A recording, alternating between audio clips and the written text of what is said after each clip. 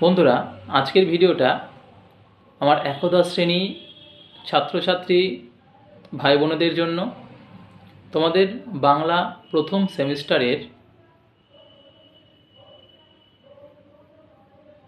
বাংলার যে শিল্প সংস্কৃতি সাহিত্যের ইতিহাস যেটা রয়েছে, শিল্প সংস্কৃতি ইতিহাস, সেই শিল্প সংস্কৃতি ইতিহাসের যে দুটো অধ্যায় রয়েছে, প্রাচীন যুগ মধ্যযুগ, প্রাচীন যুগটা আজকে আমরা আলোচনা করব। আলোচনার আগে বলে দিই যে তোমাদের এবার প্রথম সেমিস্টার যে পরীক্ষাটা তোমরা দেবে, সেই প্রথম সেমিস্টার পরীক্ষা কিন্তু তোমাদের হবে এমসিকিউ টাইপের। এখানে কোনো বড় প্রশ্ন তোমাদের থাকবে না, কেবলমাত্র এমসিকিউ করতে হবে। মোট 40টা তোমাদের এমসিকিউ থাকে, সেই 40টা এমসিকিউ তোমাদের করতে হবে।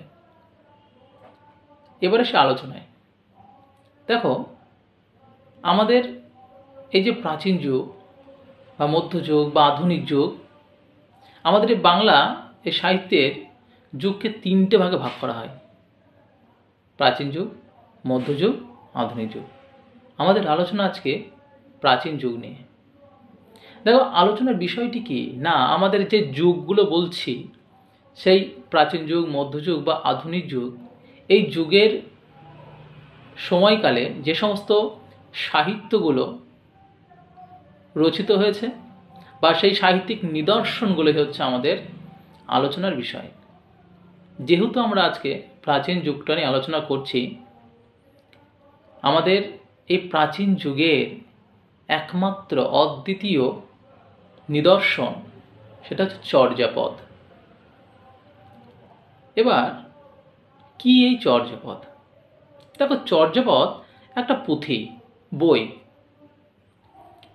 24 জন পদকর্তা সম্বলিত একটি পুস্তক বা পুঁথি হচ্ছে এই চর্যাপদ।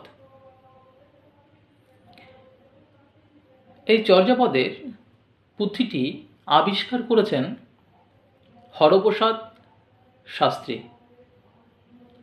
এই হরপ্রসাদ শাস্ত্রী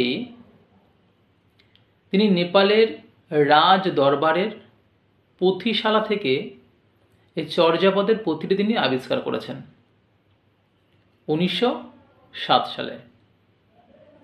এই চর্যাপদের প্রকৃত নাম হচ্ছে চর্যাচর্য বিনিশ্চয়।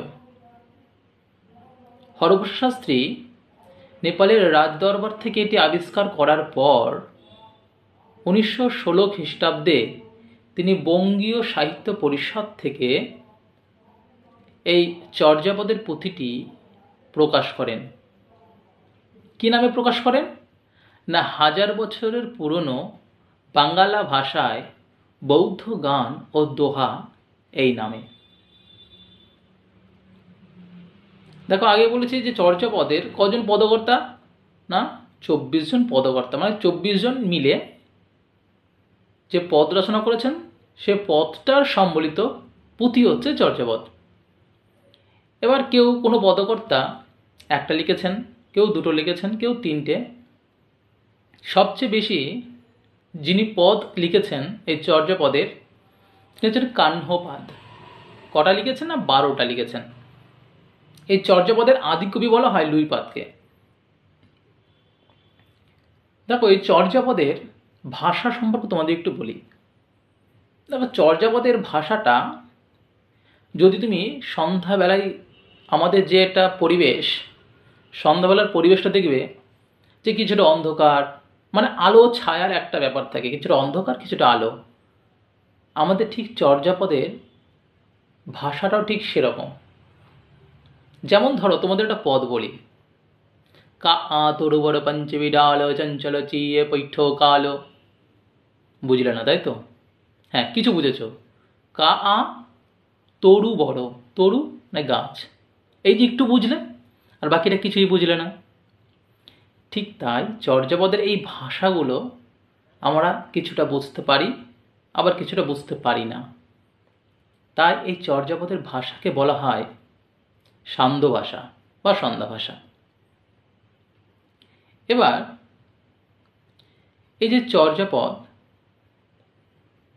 থেকে কীরকম প্রশ্ন আসতে পারে তোমাদের না, চর্যাপদ থেকে তোমাদের গুরুত্বপূর্ণ প্রশ্নগুলো অবশ্যই আমি পিডিএফ কমেন্ট বক্সে দিয়ে দেবো, কিংবা তোমার স্ক্রিনেও দেখতে পাবে, ওগুলো স্ক্রিনশট তোমরা রেখে দিতে পারো।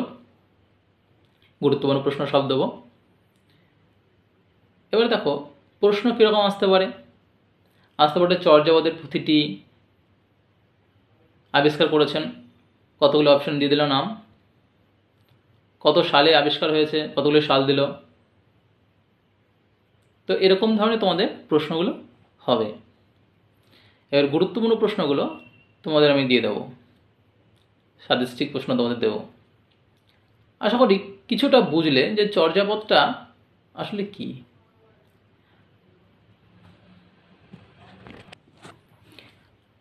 এই যে চর্যাপদ, এই চর্যাপদের মোট কতগুলি পদ রয়েছে আমাদের জানতে হবে। দেখো মোট পদ আছে আমাদের 51টি পদ। তার মধ্যে সব পদ পাওয়া যায়নি, যেহেতু বুঝতে পারছো যে বহু বছর আগেকার পুঁথি, তাই পুঁথির সব পৃষ্ঠা পাওয়া সম্ভব হয় না, অনেক পৃষ্ঠা নষ্ট হয়ে যায়। তো সেরকম পদ পাওয়া গেছে 46.5টি পদ। তোমাদের এরকম প্রশ্ন আসতে পারে যে চর্যাপদের মোট কয়টি পদ পাওয়া গেছে।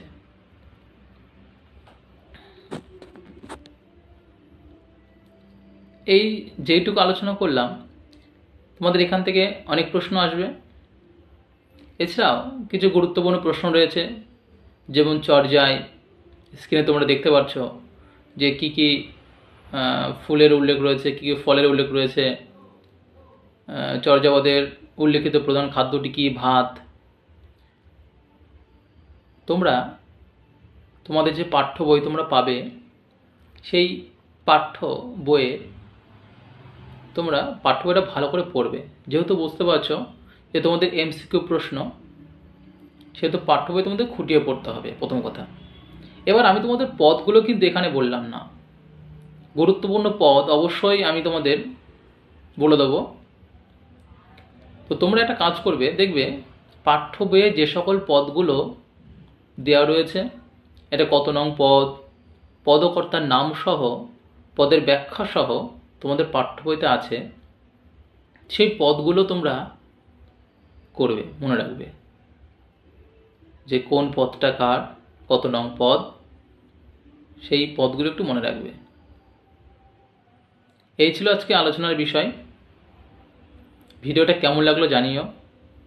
যদি ভিডিওটা ভালো লেগে থাকে লাইক, একটু কমেন্ট, একটু শেয়ার করে দিও, যাতে তোমার অন্যান্য বন্ধুরাও ভিডিওটা দেখে উপকৃত হয়।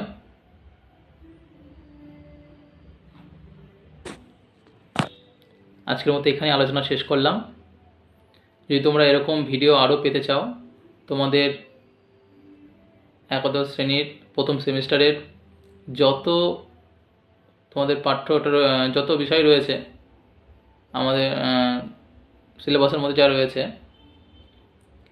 প্রতিটা বিষয় সম্পর্কে তোমরা যদি ধরে ধরে আলোচনা পেতে চাও, তাহলে আমাকে জানিও, কমেন্ট করো।